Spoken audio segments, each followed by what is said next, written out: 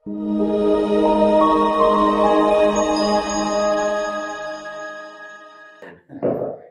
insya-Allah hadirin hadirat yang bahagia rahimakumullah, sebelum kita meneruskan pengajian Sahihul Bukhari kita ini, maka kita mengulang kembali kisah yang telah disebutkan pada pengajian yang lalu, iaitu ketika mana Sayyidina Hasan bin Ali bin Abi Talib Amirul Mukminin radhiyallahu anhu bersetuju untuk menyerahkan tampuk pemerintahan kepada Sayyidina Muawiyah radhiyallahu anhu, tapi diletakkan syarat oleh Sayyidina Hasan.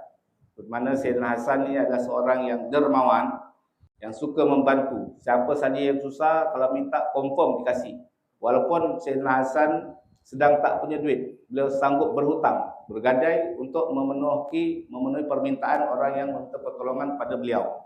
Ini kehebatan Sayyidina Hasan, mewarisi daripada datuknya Rasulullah SAW. Jadi kalau beliau sedang memerintah, senanglah urusan itu. Kerana beliau kalau umpama tak ada duit, boleh arahkan daripada Baitul Mal. Tapi kalau beliau dah tak pegang jawatan, orang minta tolong macam ni, tak ada peruntukan, betul kan? Sedangkan beliau pun kadang-kadang pun susah juga. Maka beliau letak syarat kepada Muawiyah. Kalau saya serahkan jawatan, saya ini banyak orang datang tak tolong, awak kena bagi saya setiap tahun 100,000 dinar. Lebih kurang 100 juta lah tu, peruntukan itu. Sebab beliau pemimpin terhormat, 100 juta tu untuk bagi orang. Sehinggalah disetujui oleh Sayyidina Muawiyah, akhirnya diberi. Tahun pertama bagi, tahun kedua dah lupa dah. Muawiyah dah lupa. Tahun ketiga pun lupa, sampai ada riwayat mengatakan sampai 4 tahun 5 tahun. Bertahun-tahun Muawiyah lupa atau pura-pura lupa. Kan banyak tu nak bagi peruntukan 100 juta, betul kan? Atau mungkin ada pemikiran-pemikiran Muawiyah radhiyallahu anhu kita tak tahu. Dia kata ini kalau bagi duit nanti kan dia mengumpul pengaruh ke apa, mungkin kita tak tahu pandangan Sayyidina Muawiyah. Akhirnya dah lama bertahun-tahun tak dapat janji dia, maka beliau dah terbelit hutang kerana duk bagi bantu orang. Bila dah terbelit hutang, mungkin beliau dah tertekan. Akhirnya beliau ambil pen, ambil surat, dia nak tulis surat kepada Muawiyah untuk ingatkan Muawiyah tentang janji beliau kepada Sayyidina Hasan. Maka beliau pun tulis surat kepada Amirul Mukminin Muawiyah sekian-sekian, saya Hasan bin Ali bin Abi Talib ingin mengingatkan tuanku tentang janji tuanku sekian, saya dah terbelit hutang semua. Selesai tulis surat, beliau kata nak kirim tak? Relax dulu lah. Tutup surat, tertidur. Bila tertidur, maka mimpi baginda Nabi SAW. Yang mimpi cucu Nabi, yang dimimpi Rasulullah SAW. Kata Rasulullah, wahai cucuku Hasan, apa khabar? Sihat? Kata Sayyidina Hasan, alhamdulillah ya Rasulullah, saya sihat-sihat, tapi saya stres ni, dibelit hutang. Betul kan? Oh, engkau dah tulis surat nak kirim kat Muawiyah kan? Betul kan? Ya ya Rasulullah, tapi saya belum kirim lagi. Kenapa kau nak kirim surat kepada Muawiyah nak minta duit, minta bantuan supaya kau punya hutang dilunasi, padahal yang kau minta tu makhluk sama macam kau je. Kalau dia fakir, kau pun fakir. Kalau dia makhluk, kau pun makhluk. Kalau dia tak berdaya, kau pun tak berdaya, sama je. Buat apa kau minta kat makhluk? Walaupun itu Muawiyah ibaratnya. Minta ke Allah. Akhirnya kata Rasulullah SAW, ya Rasulullah, kata Hasan, ini saya ijazahkan doa, kata Nabi SAW. Doa ini kau baca, insya-Allah Allah akan mudahkan segala urusan kau. Kalau kau terbelit hutang walaupun 500 juta, 500,000 dinar tu, 500,000 dinar tu lebih kurang 500 juta, Allah akan settlekan. Apa doa dia ni? Saya baca, tuan-tuan ikut insya-Allah. Kata Habib, kita niat baca doa ni dengan niat Sayyidina Hasan. Ketika membaca doa ini, ketika diijazahkan oleh Rasulullah dalam mimpinya insya-Allah. Bismillahirrahmanirrahim. Bismillahirrahmanirrahim. Allahumma ikdzif fi qalbi raja'aka waqta' rajai amman siwaka hatta la arju ahadan ghairaka Allahumma wa ma dha'afat anhu quwwati wa qasura anhu amali walam tantahi ilaihi raghbati walam tablughu mas'alati walam yajri ala lisani mimma a'taita ahadan minal awwalina wal akhirina minal yaqini fakhussani bihi ya rabbal alamin. Amin. Saya baca terjemahannya. Ya Allah, lemparkanlah pengharapan kepadamu di dalam hatiku dan putuskan ketergantungan harapanku dari selainmu ya Allah, sehingga aku tidak akan berharap pada siapapun selain hanya kepadamu ya Allah. Dan sekalipun kekuatanku lemah darinya, usahaku pendek sedikit darinya, dan itu tidak mampu menyelesaikan keinginanku, juga tidak mampu mengatasi masalahku, dan keyakinanku belum berjalan pada lisanku dari apa yang telah engkau berikan pada siapapun, baik dari orang-orang terdahulu maupun orang-orang yang terakhir, maka keyakinan tersebut tolong khususkan aku, wahai Tuhan semesta alam. Jadi ini doa Nabi ajar Sayyidina Hasan, mohon supaya Allah campakkan dalam hati mengharap hanya pada Allah. Kalau ada harapan, ada melirik kepada makhluk, dan tak kepada makhluk, kasih putus habis ya Allah. Ya Allah, jadi dalam intipati doa ini juga Rasulullah ajarkan Sayyidina Hasan minta sama Allah yakin. Yang mana permohonan yakin tu tak pernah terlintas untuk berdoa sama Allah. Kita mohon supaya kita lidah selalu minta sama Allah yakin. Yakin yang mana Allah beri pada orang terdahulu ataupun orang terakhir, khususkan aku, istimewakan aku dalam keyakinan itu. Jadi ini doa supaya Allah campak dalam hati kita yakin sama Allah. Rezeki di tangan Allah. Ini dibaca oleh Sayyidina Hasan setelah bangun tidur. Tak jadi itu surat mungkin koyak kocak-kocak campak tong gampang, tak jadi. Langsung minta sama Allah, tak minta kepada PM, tak minta kepada sultan, langsung minta sama Allah. Dikatakan tak sampai seminggu tiba-tiba Muawiyah hatinya gelisah. Katanya, alamak asal aku gelisah ni. Aku ada hutang ke orang kok. Ingat-ingat, oh ya aku belum bayar hutang sama Sayyidina Hasan. Langsung arahkan perbendaraan kirim 500,000 dinar. 500 juta, setengah bilion. Bayangkan tuan-tuan. Ini berkat lah. Dinar. 500,000 dinar. Bayangkan tuan. Juta-juta tu kata Habib. Bayangkan tuan-tuan. Berkat doa yang diajarkan oleh Nabi sallallahu alaihi wasallam. Jadi ini doa juga ada dicantumkan oleh Abuya Sayyid Muhaddisul Haramain Al-Habib Muhammad bin Alawi Al-Maliki dalam kitab beliau Abwabul Faraj. Jadi kita mohonkan kepada Yang Mulia Habib kita untuk mengijazahkan semua insya-Allah. Yang ada dalam majlis juga yang tengok live juga insya-Allah. Fadhal Habib. هذا دعاء ذكره السيد العلامة محدث الحرمين محدث الحجاز بل محدث الدنيا في وقته رحمه الله. ذكر هذا الدعاء في أبواب الفرج نقلا عن الأئمة عن جد السيد الحسن بن علي بن أبي طالب، ونحن إن شاء الله نقرأ هذا الدعاء بما نواه السيد محمد علي المالكي بإجازته لتلاميذه ومريديه إن شاء الله. قبلنا الإجازة. وإنما نسند هذا للسيد محمد بإجازته هو يعني. لسنا أهل الإجازة. Jadi ini doa disebutkan oleh Muhaddis Al-Haramain, bahkan muhaddis dunia, ahli hadis dunia pada zamannya, Sayyid Muhammad bin Alawi Al-Maliki rahimahullah, yang beliau ambil daripada guru-gurunya dan bermuara kepada datuknya Sayyidina Hasan bin Ali bin Abi Talib radhiyallahu anhu, daripada Rasulullah sallallahu alaihi wasallam dalam mimpi lah yang dimimpikan oleh Sayyidina Hasan. Maka kata Yang Mulia Habib, saya mengisnadkan doa ini seperti mana Abu Sayyid Muhammad bin Ali Al-Maliki mengisnadkan hadis ini, mengisnadkan doa ini dan mengijazahkan kepada para murid-muridnya insya-Allah. Jadi tuan-tuan boleh amalkan dengan niat apa yang telah diniatkan oleh Abu Sayyid Muhammad bin Ali Al-Maliki dan seperti mana telah diniatkan oleh guru-guru beliau dan diniatkan oleh Sayyidina Hasan bin Ali bin Abi Talib insya-Allah. Jadi walaupun Habib tidak mengijazahkan tapi beliau meriwayatkan dan ijazah antum dapat juga daripada langsung Abu Maliki insya-Allah. Mudah-mudahan diterima oleh Allah Subhanahu wa taala. Amin. في الحقيقة مثل هذه الأدعية هي تحتاج منا إلى اليقين. هذا حقيقة يعني الإنسان يرى أثر أمثال هذه الأدعية في صفاء باطنه وبقوة يقينه، فمتى ما عظم هذا اليقين وقوي يحصل على ذلك المطلوب على حسب استعداد اللسان وقوة يقينه وتصديقه بمثل هذه الأدعية.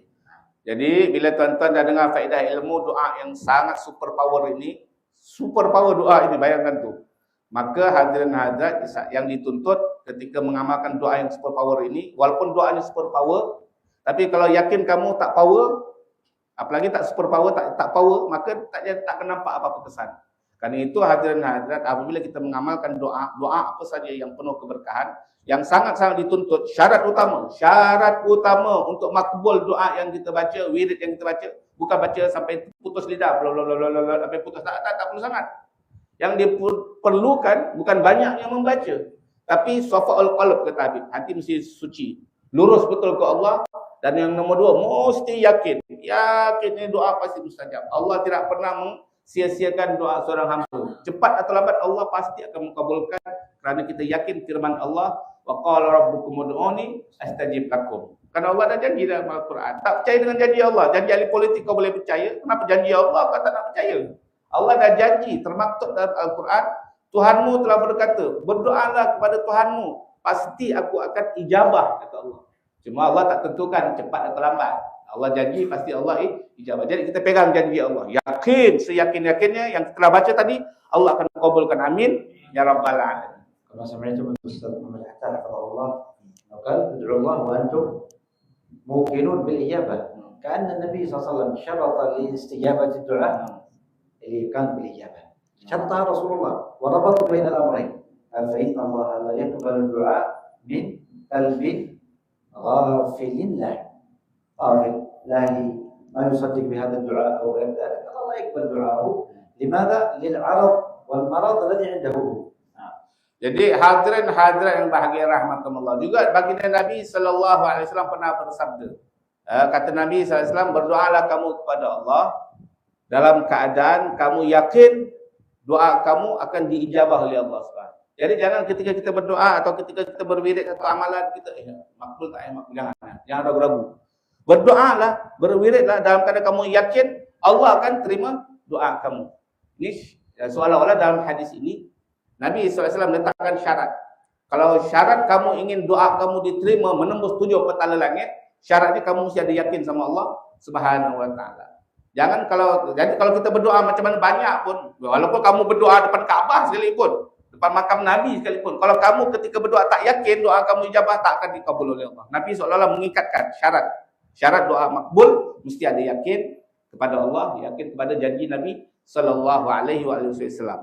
Bahkan dalam hadis itu kata Nabi sallallahu alaihi wasallam, Nabi bagi tahu, sesungguhnya Allah Taala tidak akan pernah menerima doa. Sesungguhnya Allah tidak akan mengkabulkan permintaan orang yang ghafil, lahin, lalai, lepas tu tak khusyuk, lepas tu tak yakin sama Allah Subhanahu wa taala. Kenapa dia boleh tak yakin? Kerana ada perkara yang mendatangi hatinya, penyakit-penyakit hati, kejahilan-kejahilan dia terhadap keagungan Allah, terhadap kebenaran janji Allah. Ini yang menyebabkan dia lalai dan dia tidak yakin pada doa. InsyaAllah kita kikis kasih habis itu. Tak yakin sama Allah. Ni doa ni salah satu isinya mohon sama Allah agar diberi yakin sama Allah. Saya tambah sikit. Di dalam satu hadis Nabi SAW bagi tahu, wa khairu ma ulqiya fil qalb al yaqin. Benda yang terbaik Allah campakkan dalam hati hamba dia, apa dia? Yakin sama Allah. Ini benda yang paling mahal. Tak ada benda yang lebih mahal. Bukan kebangsawanan, kemuliaan keturunan kita, ilmu yang banyak, pandai berbicara, wajah yang tampan, berniaga macam-macam cawangan ada, nasi lemak lain, nasi padang lain, roti john lain. Bukan itu karunia yang terbaik. Nabi bagi tahu perkara yang terbaik yang Allah campak dalam hati seorang hamba, al-yakin. Yakin sama Allah. Jadi kita kena selalu mohon sama Allah, ya Allah bagi aku yakin, ya Allah, yakin. Ini doa salah satu isinya agar Allah campak dalam hati kita yakin kepada Allah, insya-Allah. Agak hadis tadi. Jadi kita sambung pengajian kitab hadis kita, hadirin hadirat. Dan kita telah sampai kepada muka surat. Muka surat dia tak ada, saya belum tulis. Muka surat 24. Muka surat 24. Hadis yang ke 6577. 6577. Bismillahirrahmanirrahim. Alhamdulillahirabbil alamin. Wa bihi nasta'inu ala umur dunya waddin. Wassalatu wassalamu ala asyrafil anbiya'i wal mursalin. سيدنا محمد وعلى آله وصحبه أجمعين. أما بعد فإن أصدق الحديث كتاب الله وخير الهدي هدي سيدنا محمد صلى الله عليه وسلم وشر الأمور محدثاتها وكل محدثة بدعة وكل بدعة ضلالة وكل ضلالة في النار. بسندكم يا حبيب إلى الإمام أمير المؤمنين في الحديث الإمام البخاري رحمه الله ورحم مشايخنا ونفعنا بهم وبعلومهم وبركاتهم في الدارين آمين يا رب العالمين. لأن قال حدثنا علي بن عبد الله حدثنا سفيان قال عمرو وأخبرني محمد بن علي أن حرملة مولى أسامة أخبره قال عمر وقد رأيت حرملة قال أرسلني أسامة إلى علي وقال إنه سيسألك الآن فيقول ما خلف صاحبك فقل له يقول لك لو كنت في شدق الأسد لأحببت أن أكون معك فيه ولكن هذا أمر لم أره ولم يعطني شيئا فذهبت إلى حسن وحسين وابن جعفر فأوقروا لي راحلتي. Telah meriwayatkan hadis kepada kami, kata Imam Bukhari, guru kami Ali bin Abdullah. Kata guru kami Ali bin Abdullah telah meriwayatkan kepada kami hadis Sufyan Ats-Tsauri, Habib. Sufyan Ats-Tsauri berkata, Amr telah berkata, telah menghabarkan kepadaku Muhammad bin Ali, Amr. Sufyan bin Uyainah, bukan Sufyan Ats-Tsauri, Sufyan bin Uyainah. Kata Sufyan bin Uyainah, aku bertemu guruku Amr. Amr bercakap, tok guru aku Syekh Amr bagi tahu, telah mengkhabarkan kepadaku Muhammad bin Ali Al-Bagir. Al-Bagir, Muhammad bin Ali bin Husain bin Ali bin Abi Thalib. Sayyidina Muhammad Al-Bagir. Abu Ja'far Al-Bagir. Nah, Muhammad bin Ali Al-Bagir berkata apa dia? Bahwasanya Harmalah, Sayyidina Harmalah. Siapa Harmalah ni? Maula Usamah bin Zaid. Iaitu hamba sahaya, bekas hamba saya kepada Usamah bin Zaid. Menghabarkan kepadanya. Amr berkata, Syekh Amr, guru Muhammad Al-Bagir tadi, beliau berkata apa? Aku pernah melihat Harmalah. Aku pernah melihat Harmalah. Apa yang telah dikatakan oleh Harmalah, yang dikatakan oleh Amr tadi, Usamah bin Zaid telah mengirim aku bertemu dengan Sayyidina Ali. Usamah bin Zaid telah mengirim aku, kata Harmalah. Harmalah ni murid atau kadamnya Usamah. Suruh aku bertemu dengan Sayyidina Ali. Al-Asl kan kila annahu kan khadim walid Sayyidina Zaid bin Thabit. Oh, Sayyidina Zaid bin Thabit. كان والد سيدنا أسامة. والد سيدنا أسامة. ولهذا هو قريب من سيدنا أسامة كونه كان مع والديه. Nah, ada yang mengatakan bahwasanya Harmalah ini adalah pembantu kepada ayah kepada Usamah bin Zaid bin Thabit. Tuan-tuan. Jadi dia berkata, Usamah mengutusku menemui Ali dan dia mengatakan, sesungguhnya Ali pasti akan bertanya kepadamu sekarang. Dia berkata, apa yang menyebabkan kawanmu tidak berangkat bersama aku? Maka katakan kepadanya, kalaulah aku dalam mulut singa, nescaya aku ingin bersamamu. Aku wala anta. Ada tarjim ana wala anta. Law anta fi syirkil asad wala law ana fi syirkil asad. على سيدنا علي. Anta. لو كان هو في شرك الأسد لأحببت أن أكون معه أساعد. إذن أخطأ في ترجمة. لو كنت. نعم. Aku ana. Oh, لا أنت لو كنت سيدنا علي. Jadi hadirin hadirat kata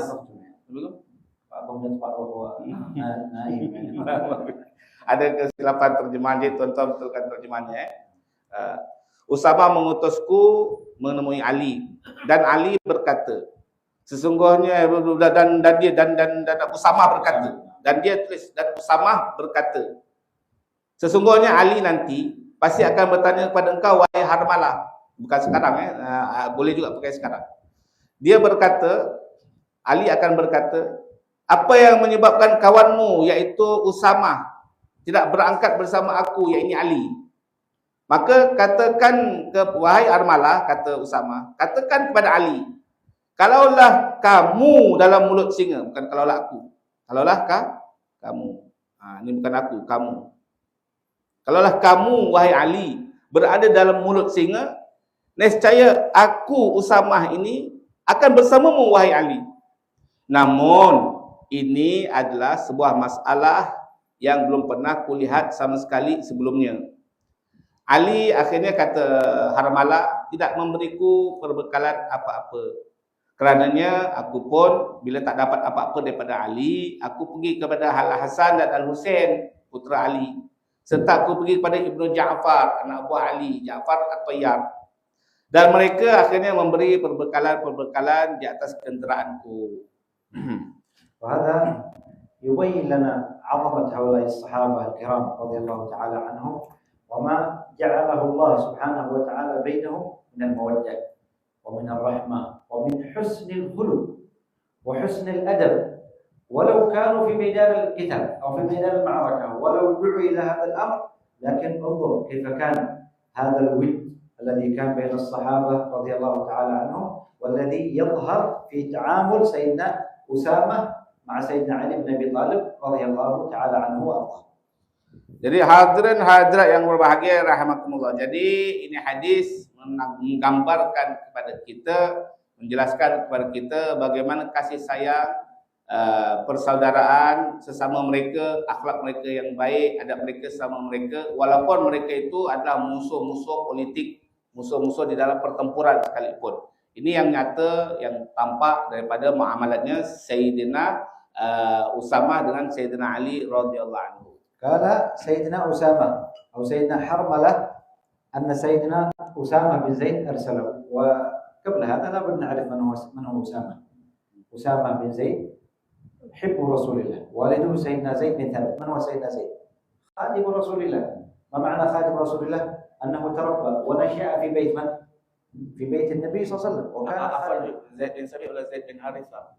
سيدنا زيد بن ثابت. سيدنا زيد بن حارثة عفوا. نعم سيدنا زيد بن حارثة. سيدنا زيد خادم رسول الله صلى الله عليه وسلم وولده سيدنا أسامة بن زيد والذي كان يخدم النبي صلى الله عليه وسلم بمعنى أن سيدنا زيد وولده سيدنا أسامة تربيا في بيت من؟ في بيت النبي صلى الله عليه وسلم. إذا يعرف سيدنا علي قرب من؟ قرب هؤلاء وأنهم يعدون مثل الأسرة الواحدة خصوصا سيدنا زيد وولده سيدنا أسامة كونهما تربيا في بيت النبي وفي بين أسرة النبي صلى الله عليه وسلم. Jadi hadirin hadirat yang bahagia rahimakumullah, ini peristiwa yang berlaku antara Sayyidina Usamah dengan Sayyidina Ali. Jadi kerana itu kata yang mulia Habib kita perlu tahu Usamah itu siapa hadirin hadirat. Jadi saya tambah sikit boleh supaya tuan-tuan tak kebingungan. Jadi cerita dia macam ni. Usamah bin Zaid ni radhiyallahu anhu, beliau ni sedang susah duit, sedang memerlukan duit. Jadi bila dia nak duit, dia paulah dia punya Amirul Mukminin Sayyidina Ali. Di samping Sayyidina Ali itu hadirin hadirat bukan hanya Amirul Mukminin, masih saudara mara juga lebih kurang. Macam mana dikatakan saudara mara? Kerana seperti mana kita tahu Usamah ini siapa? Usamah putera Zaid bin Harithah. Siapa Zaid bin Harithah? Anak angkat Nabi sallallahu alaihi wasallam. Jadi seperti mana baginda Nabi SAW menyayangi Zaid bin Harithah, Nabi juga sayangkan anak Zaid. Kerana itu dia panggil Usamah tu Al-Hib ibn Al-Hib, kekasih, putera kekasih. Kenapa? Bapa dia kekasih Nabi, kesayangan Nabi, anaknya tu pun kesayangan Nabi sallallahu alaihi wasallam. Zaid Harithah kesayangan Nabi kerana dia membesar di rumah Nabi sallallahu alaihi wasallam. Dia kan jadi pembantu Sayyidina Khadijah, betul? Jadi dia duduk dalam satu rumah Nabi sallallahu alaihi wasallam. Maka ketika Zaid bin Harithah duduk membesar dalam rumah Nabi, yang selalu datang rumah Nabi siapa? Ali bin Abi Talib. Kerana Ali bin Abi Talib tu apa dia? Sepupu Nabi dan selalu duduk dengan Nabi sallallahu alaihi wasallam. Jadi satu rumah dah macam adik-beradik walaupun darah keturunan nasab tak sama, tetapi kerana mereka duduk serumah, sama-sama ibarat macam anak angkat Nabi sallallahu alaihi wasallam, dah macam adik-beradik tuan-tuan. Jadi Zaid bin Harithah ini punya anak namanya Usamah. Usamah tu pun duduk dengan rumah Nabi SAW juga, kesayangan Nabi SAW. Ali pun tahu, selalu jumpa dalam rumah baginda Rasulullah SAW. Tetapi di dalam pertelingkahan antara Sayyidina Ali dengan Muawiyah, Sayyidina Ali dengan Siti Aisyah, Usamah tak ikut-ikut bloknya Ali. Dia ibaratnya apa dia? Kelompok putih. Dia tak ikut kelompok sana, dia tak ikut kelompok sini. Sepatutnya kalau kita adik-beradik, engkau ni adik-beradik aku, engkau ni satu rumah dengan aku, asal kau tak ikut aku, asal kau biarkan aku sendiri. Usama punya perangai, dia tak blok, dia tidak ikut blok Ali. Dia tidak pro kepada Ali dan tidak juga pro kepada lawan Ali. Tu dia ambil langkah berjaga-jaga. Satu hari dia kepayahan duit. Bila dia kepayahan duit, maka dia kirimlah khadamnya yang bernama Harmalah. Harmalah, kau pergi jumpa Ali, minta aku duit sikit. Kan? Tapi nanti kalau kau jumpa Ali, mesti Ali akan tanya kepada bos kau, apa asal kau tak ikut aku, asal bos kau tak ikut aku. Macam termasuk kan, padahal dia kan saudara mara aku, dia orang kuat aku, satu rumah dengan aku waktu muda-muda dulu, bapak dia pun satu dengan aku dulu. Kenapa bos kau, wahai Harmalah, bos kau yang bernama Usama, tak ikut kelompok aku? Dia pasti akan bertanya tentang itu. Kau jawab begini, diajarkan oleh Usama. Hadirin hadirat, itulah dia cerita dalam hadis ini. Jadi Usama kirim Harmalah supaya jumpa Sayyidina Ali dan bagi tahu kalau kau dah jumpa Ali, Ali akan persoal kau, dia akan siasat kau. Kenapa aku Usama bos kau Harmalah tak ikut bloknya Ali bin Abi Thalib? Macam tu hadirin. وهذا قال الفقهاء والشراح أنه من البديهي أن سيدنا علي بن أبي طالب يرى أن القتال بجانبه هو الحق لأنه خرج عن اجتهاد، لم يخرج عن غير اجتهاد، فيرى أن القتال بجانبه هو الصواب وهو الأصح. ولهذا تعجب سيدنا علي بن أبي طالب من تخلف أمثال سيدنا أسامة الذي يعتبر ليس من الصحابة فقط، وإنما من أقرب الناس إلى أسرة النبي وإلى آل بيت النبي صلى الله عليه وسلم. Jadi hadirin hadirat yang bahagia rahimakumullah, ini perkara yang badihi kata Habib, perkara yang memang spontan, semua orang akan berfikir seperti itu, yaitu Sayyidina Ali bin Abi Thalib berperang melawan Sayyidatuna Aisyah, berperang melawan Sayyidina Muawiyah dan peperangan-peperangan yang lain.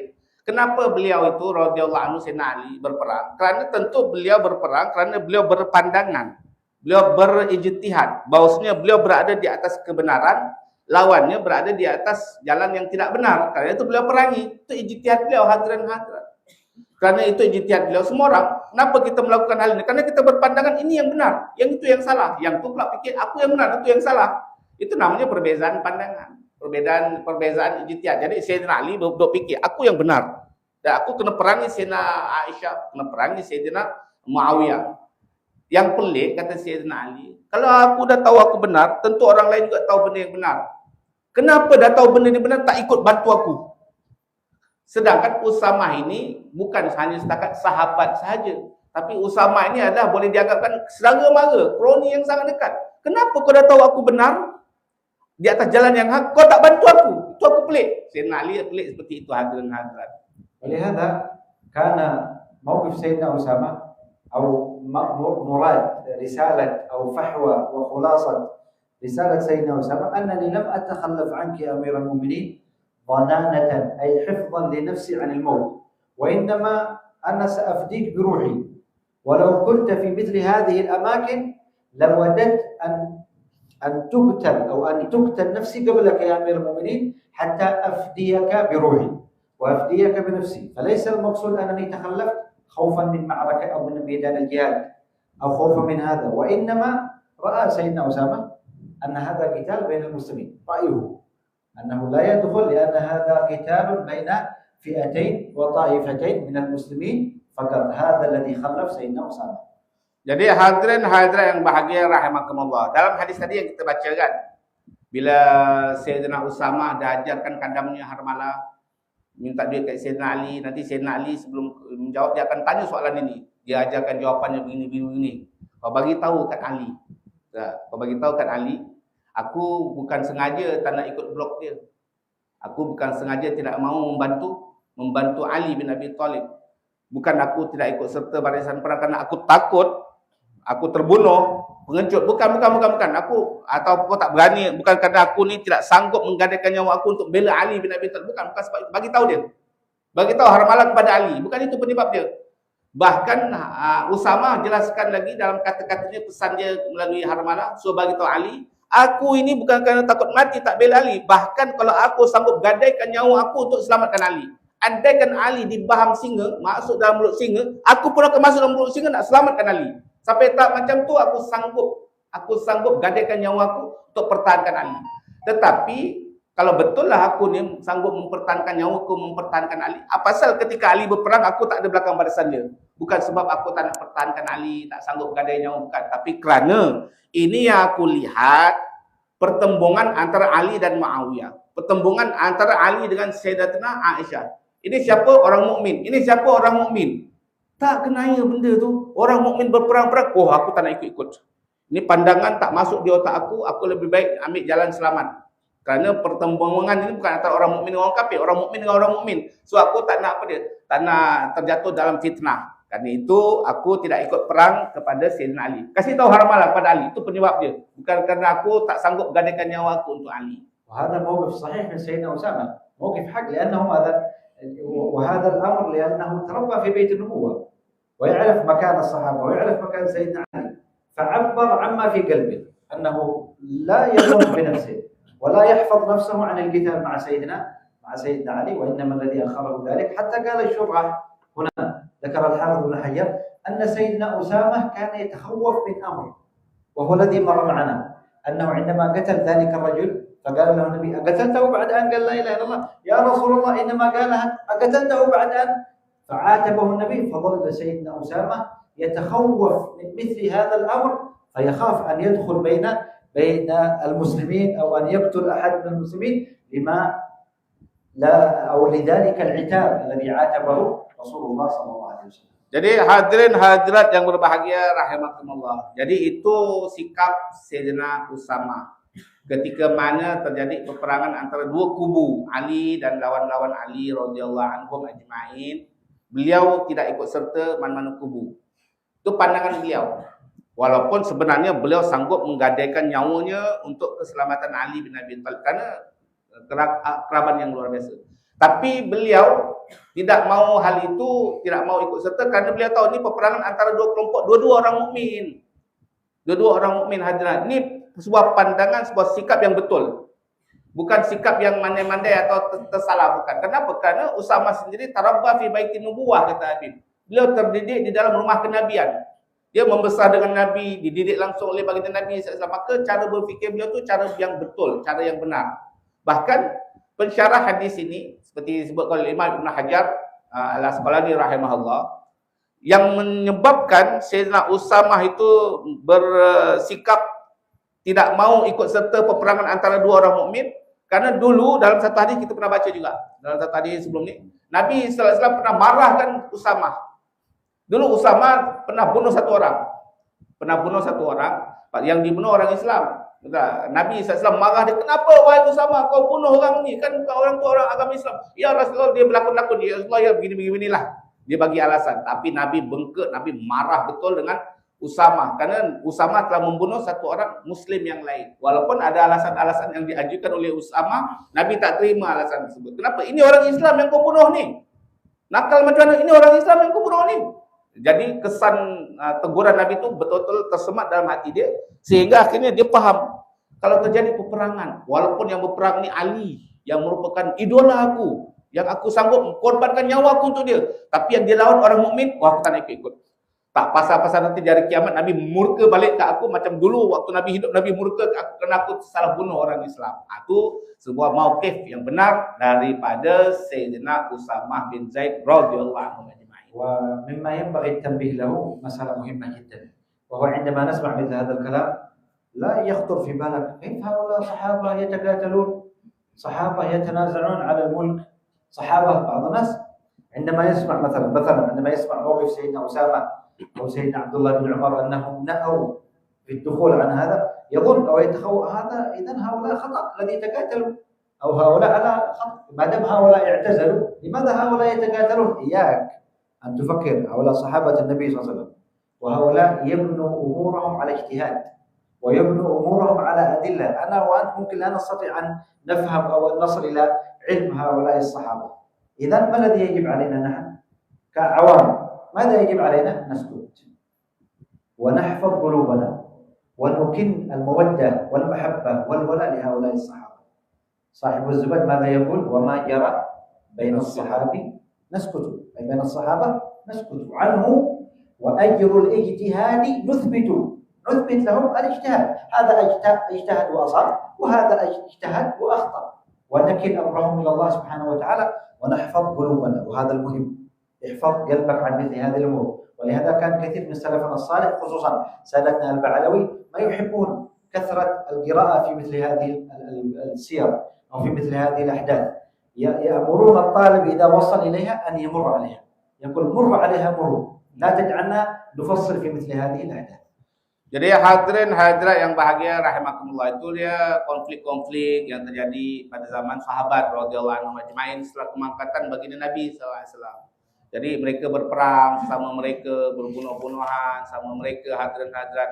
Walaupun ada dua kelompok yang sering berperang, berbunuh-bunuhan, tapi ada kelompok ketiga, iaitu kelompok yang mana orang panggil apa dia, berkecuali.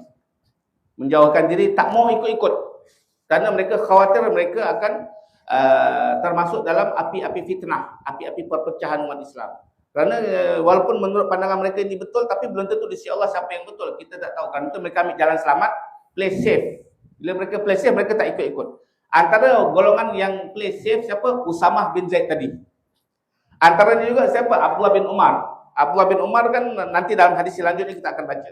Bagaimana Abdullah bin Umar mengajarkan keturunan-keturunannya supaya play safe. Jangan ikut-ikut mana-mana kelompok. Walaupun zahirnya kita nampak dia yang salah, kita kena serang dia, kita play safe lebih baik jangan ikut. Kerana mereka Muslim, mereka mukmin. Ini hadirin hadirat yang bahagia rahimakumullah. Bila kita lihat situasi sejarah para sahabat seumpama itu, maka jangan sampai di antara kita berfikiran kotor, berfikiran kurang ajar kepada sahabat-sahabat yang bukan kelompok ketiga, tapi kelompok pertama atau kelompok kedua.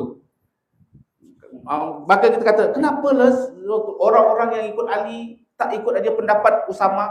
Kenapa orang-orang yang ikut Aisyah tak ikut pendapat Abdullah bin Umar? Place safe, kan lagi bagus. Kenapa ni? Apakah mereka berbunuh-bunuhan? Mereka semata-mata nak kejar kekayaan, mereka nak mengejar kekuasaan. Gila tampuk ke masing-masing ni?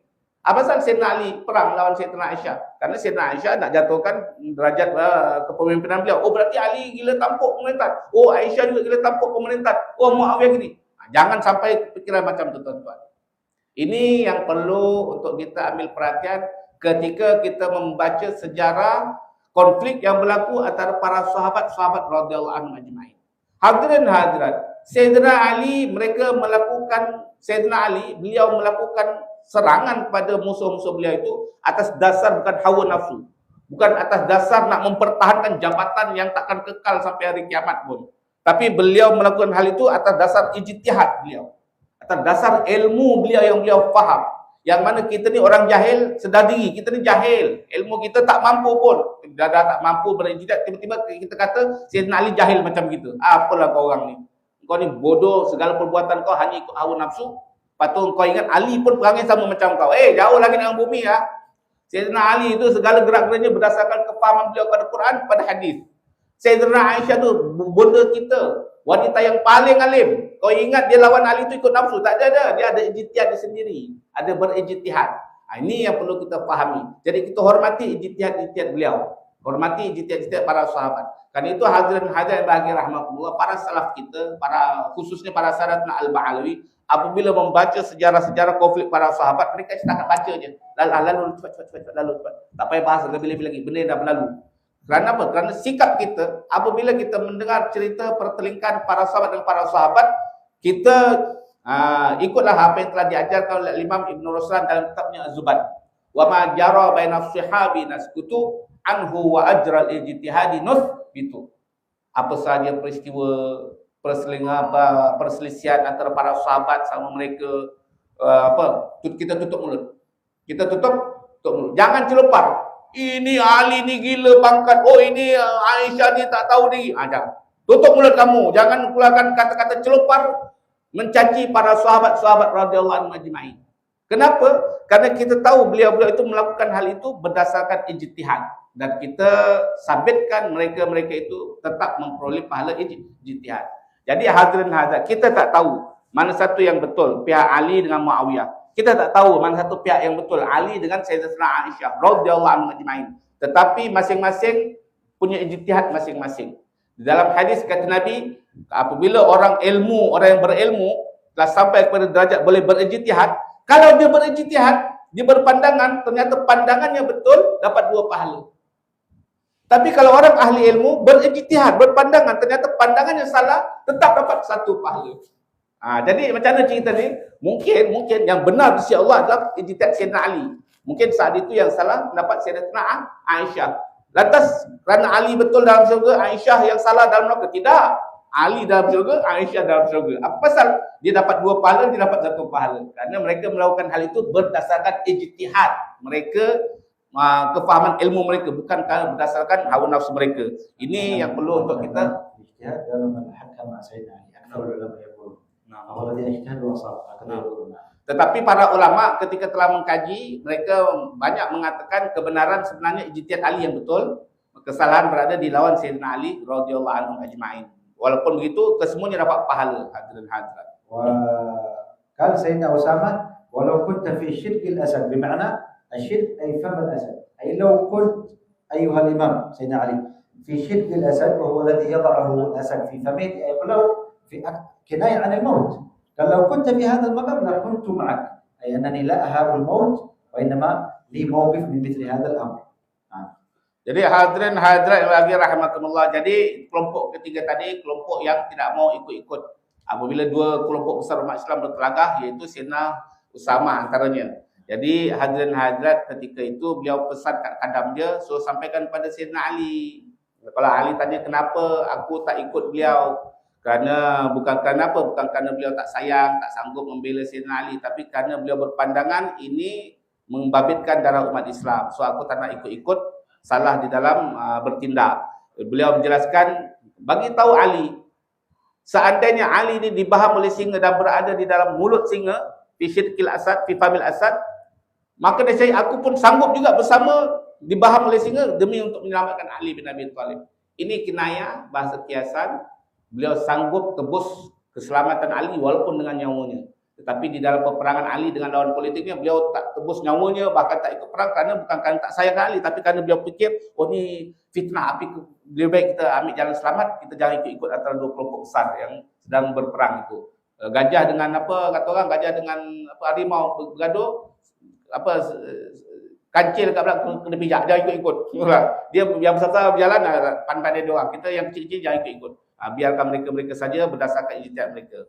قال العلماء وإنما لم يعطي سيدنا علي شيئا لأن سيدنا علي كان يرى أن هذا المال مال الله، وأنه الذي يعطى من وقف في اجتهاد سيدنا علي بن أبي طالب، من وقف معه في صفه أن هذا يستحق من هذا المال فلم يعطيه سيدنا علي بن.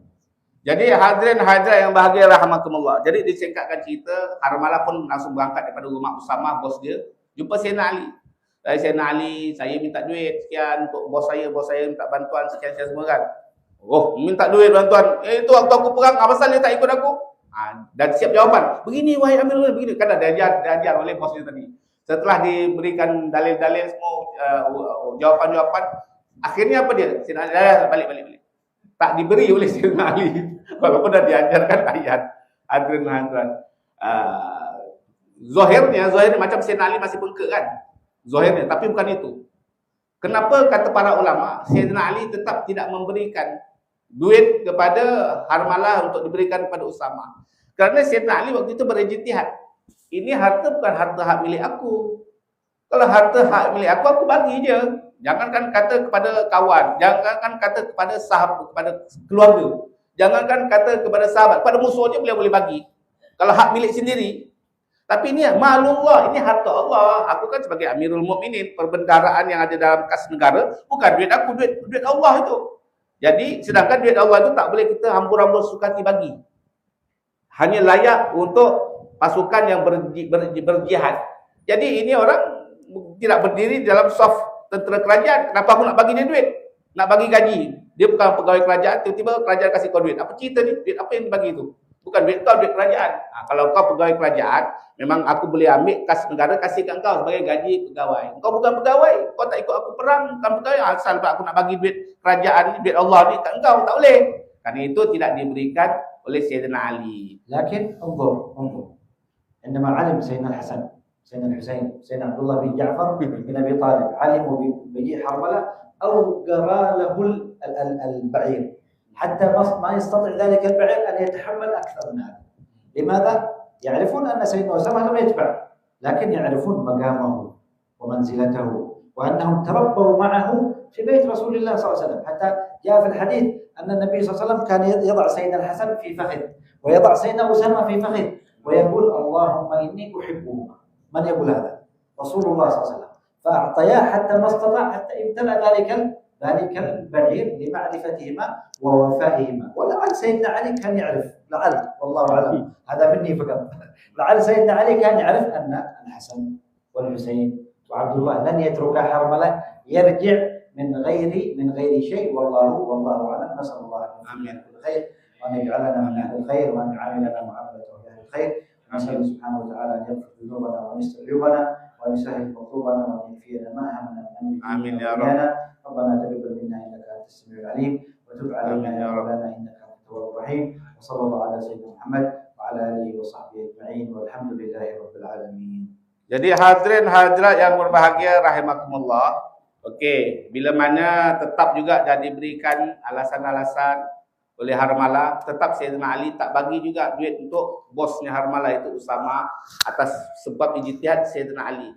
Bahawanya Usama tak layak untuk terima duit daripada harta kas negara, hadirin hadirat.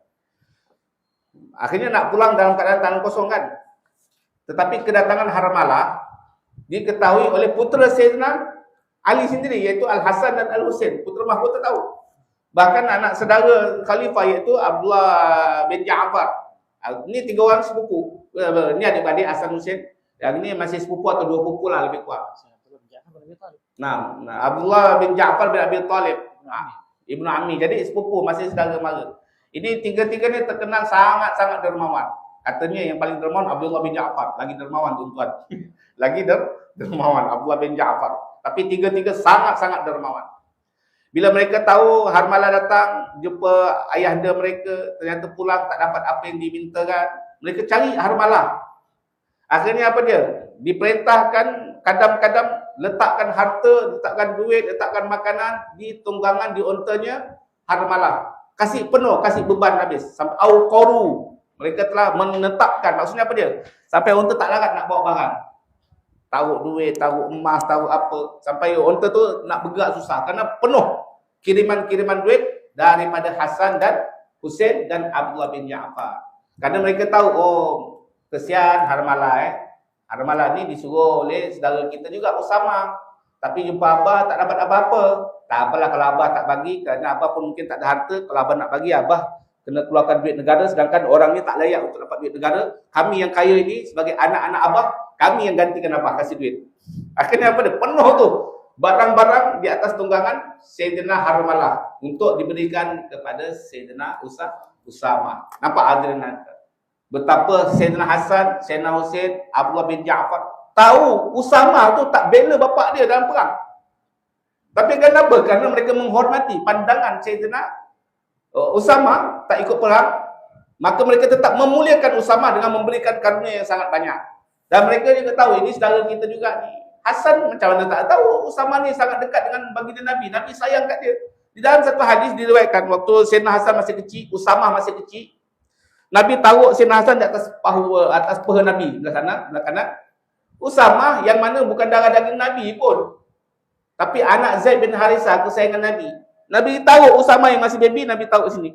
Nabi kata, ya Allah, ini 2 orang budak ni aku sayang betul kat mereka, ya Allah. Aku sayang betul kat mereka, ya Allah. Siapa yang cakap? Nabi SAW cakap.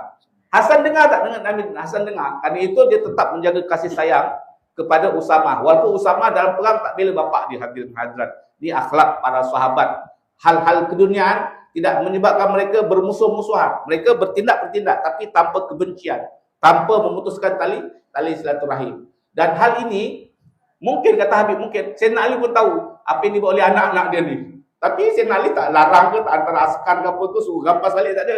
Kerana Sayyidina Ali radhiyallahu anhu menghargai juga kasih sayang sama mereka itu. Inilah sikap orang-orang mukmin. Kita bergaduh bertekak, kata orang dalam parlimen bertekak tak ada hal. Tapi luar kita minum kopi sama-sama. Kita masih menjaga keharmonian. Waktu pilihan raya kau bawa bendera lain, kau bawa bendera lain.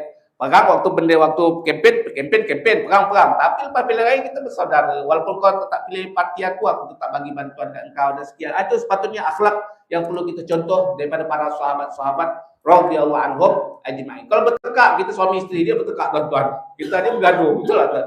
Tapi jangan sampai kasih sayang tu terkikis. Jangan sampai akhlak dan adab kita terkikis. Ini yang perlu untuk kita pelajari insya-Allah taala. Sallallahu alaihi wasallam Muhammadin an-nabil ummi wa ala alhamdulillahi rabbil alamin. Jadi doa tadi kalau nak boleh rujuk ke Facebook ke apa? Facebook Rubat. Boleh rujuk ke Facebook Rubat. Insya-Allah doa tu boleh kita amalkan pas salat atau sebelum tidur atau lepas tahajud. Insya-Allah mudah-mudahan kita yakin sama Allah, rezeki bercurah-curah insya-Allah. Amin.